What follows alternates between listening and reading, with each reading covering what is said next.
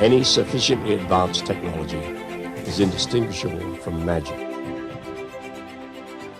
Arthur C. Clarke, who said the only way of discovering the limits of the possible is to venture a little way past them into the impossible. And of course, imagination goes hand in hand with science and curiosity. And my motto, of course, is always be curious, ABC.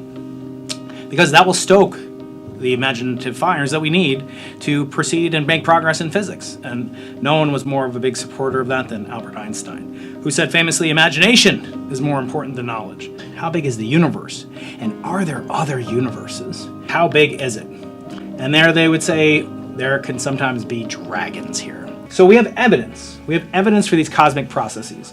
We have evidence for matter. We have evidence for a very, very brief but energetic phase of the universe called Big Bang nucleosynthesis, when the elements like hydrogen, helium, and their isotopes formed the lightest elements in the periodic table.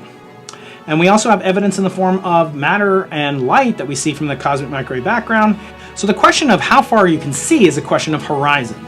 One of horizon, just like on the ocean, if you're at sea level, you can only see a certain distance until your eye is not possible to glimpse things beyond it. And in so doing, we come upon an inescapable fact, at least in the context of inflation, that there may be what's called a multiverse. But the first kind of notion of the multiverse is that there could be a universe outside our universe within our universe. Namely, we can only see back to the creation of the Big Bang, the elements that produce signals that we can see. And that occurred 13.8 billion years ago, but because the universe has expanded since then, the actual radius, or if you like, the diameter of the observable universe is more like 92 billion light years. More than 3 times in radius what you'd expect naively from just multiplying the speed of light times the age of the universe. And there could be actually stuff outside of that. People ask me, what's beyond that? Well, I like to say if you go out outside the space station with a little box and you fill up that box, it'll have some stuff in it. It'll have photons in it from the sun, some photons from the Big Bang in the form of the CMB, maybe a proton or two, some dark matter sprinkled in, some dark energy. We don't know much about that. But it will have all these things inside of it, and then between those things there'll be nothing. So it could be that's what we're expanding into.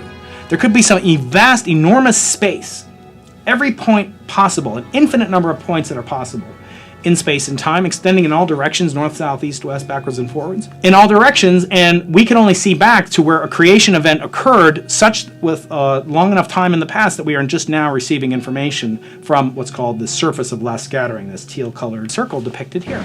To see a world in a grain of sand, and heaven in a wild flower, hold infinity in the palm of your hand, and eternity in an hour.